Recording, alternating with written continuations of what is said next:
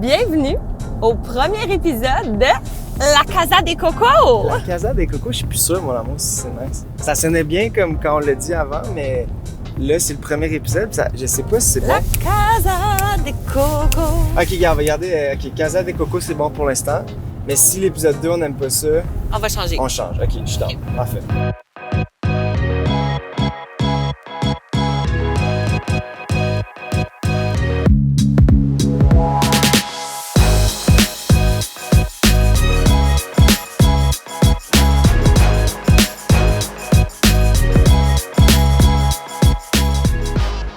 Là, on est présentement en direction des Laurentides, où on habite maintenant.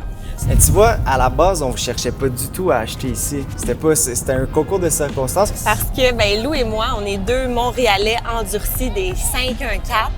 Mais là, l'année passée, on a essayé d'acheter quelque chose à Montréal. On magasinait des duplex. On a fait des offres d'achat. À chaque fois, on les a pas eues. Bref, à un moment donné, on s'est rendu compte que c'était pas là qu'on allait habiter. Suite à ça, c'est quoi? On est allé déjeuner avec un couple d'amis. Dans les Laurentides. Et il nous dit ça tout bonnement. Hey, il y a des terrains à vendre. C'est des beaux terrains, on pourrait aller marcher là. Mais nous, on y allait en mode on va marcher après déjeuner. Là, c'était même pas pour acheter rien. Puis quand on est arrivé, on a marché dans la forêt de Bouleau. Le premier lot qu'on a vu, c'est le 21. Puis c'est lui qu'on a acheté finalement. Je pense qu'on a eu un coup de cœur monumental pour cette forêt-là. Fait que on est nouvellement propriétaire de cette belle forêt. On va construire une belle petite maison là-dessus, je pense. Donc, on s'est fait construire notre maison de rêve. Oh, ça pourrait être ça, la maison de rêve. Ah, J'avais pas ça. ok. Et là, hier, on a fini d'emménager. Hier, pour vrai, là. Fait que c'est pas mal excitant. Joe, notre caméraman, c'est notre premier invité. Fait que... Bienvenue, Joe! Bienvenue, Joe! On a hâte d'être montré, Joe!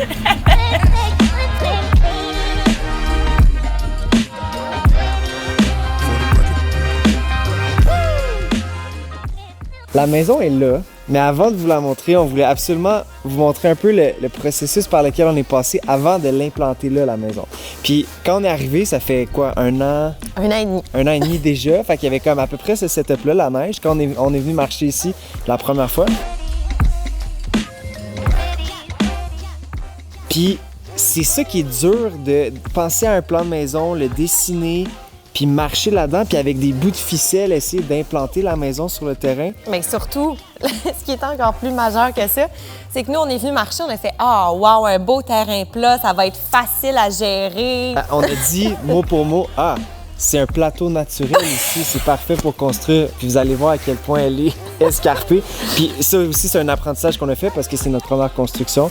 Ça coûte cher en maudit faire déplacer de la terre. Ben oui. C'est l'affaire qui coûte la plus cher. Moi, je me disais, tu prends une pelle, tu bouges ça à droite, à gauche. Ça a coûté tellement cher. Juste là-dessus, on a eu des dépassements. C'est quoi nos dépassements? Ah, des Dizaines. 10, 20, 30. C'est ça, dizaines de milliers de dollars. Ouais.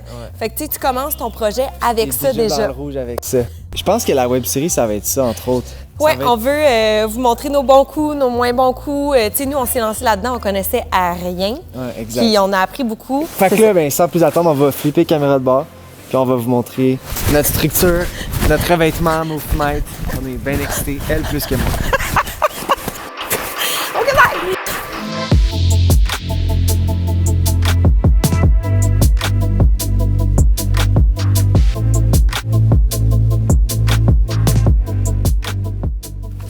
Bienvenue à la maison.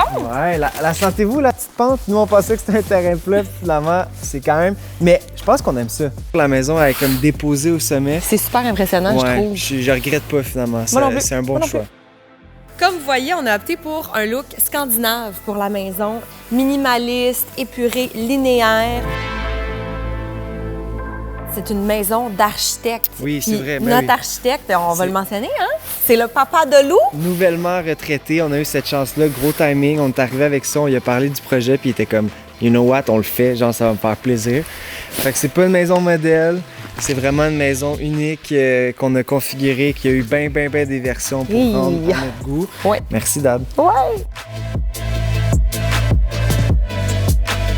Par contre, il y a une affaire qui était let go, puis j'étais impressionné de ça. T'as let go sur le revêtement. Tu m'as dit, Lou, pour vrai, gère ça. Il y a trop de couleurs, C'est ça. trop d'affaires. Je veux que ce soit toi qui le fasse. C'était basé de ta part parce que c'est le premier coup d'œil qu'on a. Puis ben, je regrette pas. Mais C'est je magnifique. vais aller vous en parler plus justement du revêtement.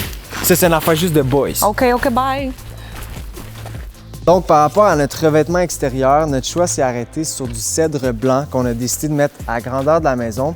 Pourquoi du cèdre? Pour 3 raisons. Parce que c'est le type de bois, le type de revêtement en fait qui est la plus faible empreinte écologique.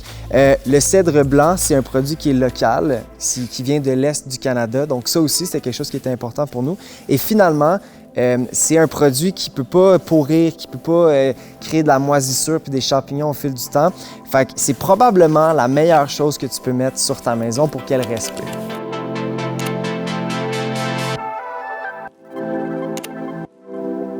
Quand on a décidé de prendre du cèdre, on s'est tourné vers Sidex parce que Sidex, c'est le plus gros manufacturier de cèdre au Québec.